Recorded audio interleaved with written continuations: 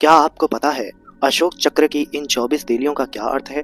क्या आपको पता है दुनिया के सबसे उत्कृष्ट सिद्धांत को देने वाले आचार्य नागार्जुन जी के दर्शन शून्यवाद अर्थात माध्यमिका का आधार क्या है? अगर कोई दुनिया के सभी सिद्धांतों को एक साथ मिला दे, फिर भी उनमें से आप बौद्ध दर्शन के सिद्धांत को ढूंढ निकालोगे। अगर आपको पता है कि बौद्ध सिद्धांत का हृदय क्या है। दोस्तों, हम बात कर रहे हैं प्रतीत समुत्पाद के बारे में।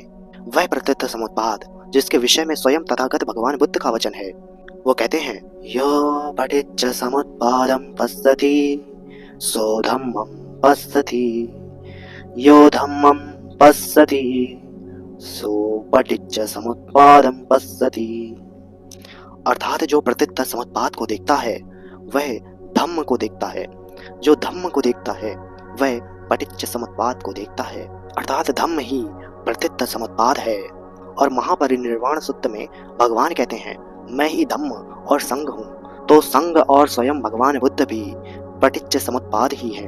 प्रज्ञा पारमिता सूत्र में भगवान ने स्पष्ट रूप से ये कह ही दिया है, अर्थात सब कुछ प्रतीत समुत्पाद ही है। शायद अब आपको कुछ अंदाजा हुआ होगा कि प्रतीत समुत्पाद की क्या अहमियत है बौद्ध धर्म में। इसके बिना त्रिशरण का कोई अस्तित्व नहीं। बौद्ध धर्म का असली नाम मध्य मार्ग है, जिसका अर्थ प्रतीत समुत्पाद ही है। इस बात को भगवान ने कई सूत्रों में स्पष्ट किया है। उदाहरण के लिए कच्चायन गोत्र सूत्र को देखिए।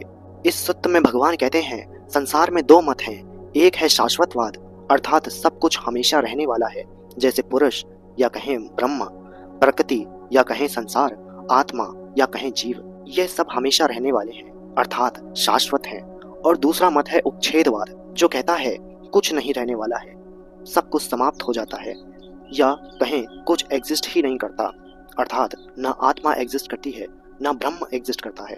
पर भगवान दोनों मतों को नहीं मानते, अर्थात खंडन करते हैं। तो भगवान क्या मानते हैं?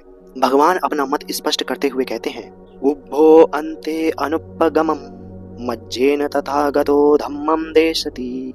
अर्थात दोनों मतों को त्याग कर भगवान मध्य मार्ग से धम्म सिखाते हैं। यह मध्य मार्ग ही प्रतीत समुत्पाद है। भगवान कहते हैं, जब कोई संसार की उत्पत्ति ठीक प्रकार से समझता है या देखता है तो नास्तिकता या उच्छेदवाद में नहीं पड़ता, और जब कोई इस संसार के नाश को सही प्रकार से देखता है तो शाश्वतवाद में नहीं पड़ता। अब जो ये सही दृष्टि की बात भगवान बार बार कर रहे हैं, यही प्रतीत समुत्पाद है। इस बात को आचार्य नागार्जुन से बेहतर और कौन समझा सकता है?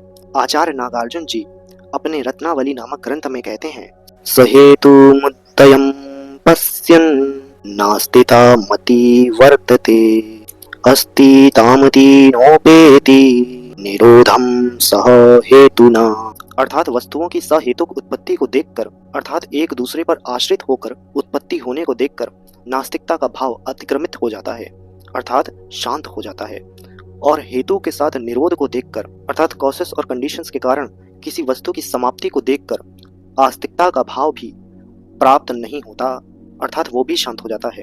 यहाँ नास्तिकता ही उच्छेदवाद और आस्तिकता ही शाश्वतवाद है। इस तरह से शायद कम समझ में आया हो, इसलिए इस बात को एक उदाहरण से समझते हैं। इस पौधे को देखिए, इस पौधे का अस्तित्व क्यों है? कार्य कारण की वजह से। तो इसका कोई एक सीड होगा जिसके कारण से ये है। पर क्या ये सिर्फ सीड के कारण अस्तित्व में है? नहीं, it depends on water also. अगर हम इसमें जल अर्पित ना करें तो इसका अस्तित्व नहीं होगा। इसी प्रकार सूर्य का प्रकाश, मिट्टी, पानी और ये सारी कंडीशंस इसे चाहिए होंगी। तो अगर इसकी किसी भी कंडीशंस को हम फुलफिल ना करें, अर्थात उसे पूरी ना करें, तो यह अस्तित्व में नहीं रहेगा। इसी को प्रतीत समुत्पाद कहते हैं। किसी भी चीज के काफी सारी कंडीशंस होती हैं और उसके काफी सारे कॉज होते हैं जिनके कारण वो अस्तित्व में आता है। उस कॉज के भी कई सारे कॉज होंगे और कंडीशंस होंगी।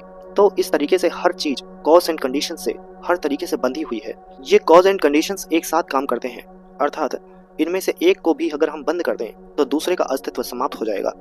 इसी को प्रतीत समुत्पाद कहते हैं। पर प्रतीत समुत्पाद बस इतना ही नहीं और इतना आसान भी नहीं।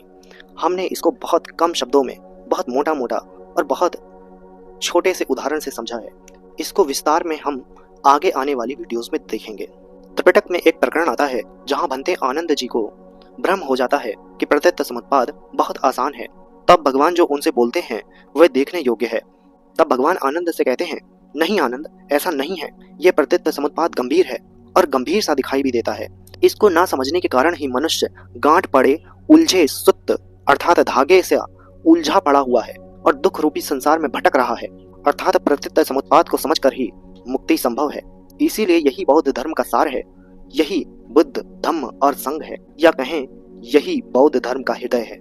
इसीलिए जब बौद्ध धर्म के सबसे उत्कृष्ट और सबसे महान दार्शनिक आचार्य नागार्जुन जी ने अपनी सबसे महान कृति लिखी तो उसका नाम उनने माध्यमिक कारिका रखा, जो प्रत्यक्ष समुत्पाद का ही दूसरा नाम है। इस ग्रंथ के मंगलाचरण में ही उनने ये कहकर भगवान बुद्ध की प्रशंसा करी है कि वे प्रत्यक्ष समुत्पाद को सिखाने वाले हैं। वे कहते हैं, अनिरोधम अनुत्पादम अनुच्छेदम अशाश्वतम अनेकार्थम अनानार्थम अनागमम अनिर्गमम यह प्रत्यक्ष समुत्पादम प्रपंचोपशमं शिवम देशयमास संबुद्ध सतम वंदे वदत्तामवरम। अपने एक अन्य कृति विग्रह व्यावर्तनी में भी इसी सिद्धांत का महिमा मंडन करते हुए भगवान की स्तुति की है।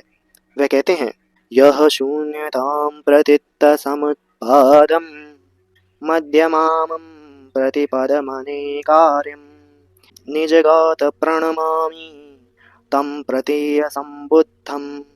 आचार्य नागार्जुन के इन कथनों को सुनकर ऐसा ही लगता है कि भगवान की सारी महत्वता इसी में निहित है कि उनने प्रत्यक्ष समुत्पाद और मध्य मार्ग जैसे अद्भुत मार्ग का सृजन किया। संभवतः अब आप समझ गए होंगे कि ये सिद्धांत बौद्ध धर्म के हृदय के रूप में क्यों ख्याति प्राप्त है।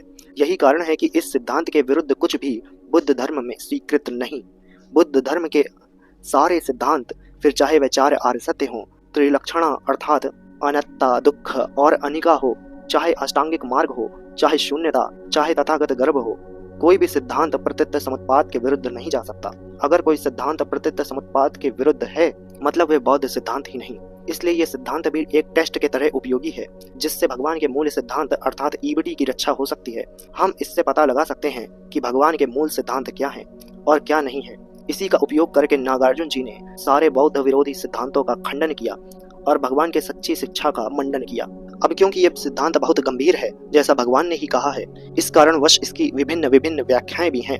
आगे आने वाली वीडियोस में हम हर व्याख्या को विस्तार से देखेंगे और समझेंगे, किंतु अभी के लिए मोटा मोटा भेद स्पष्ट कर देते हैं। श्रावक यान जो मुख्यतः पुग्गल की ही बात करता है, उसके अनुसार सिर्फ संस्कारित वस्तुओं को प्रत्यक्ष समुत्पाद कहा जा सकता है, अर्थात जो वस्तुएं एक दूसरे पर आश्रित हैं वही प्रत्यक्ष समुत्पाद हैं। मतलब ऐसी भी वस्तुएं हैं जो प्रत्यक्ष समुत्पाद से बाहर हैं, जैसे निर्वाण। किंतु आचार्य नागार्जुन जी इस बात का खंडन करते हैं।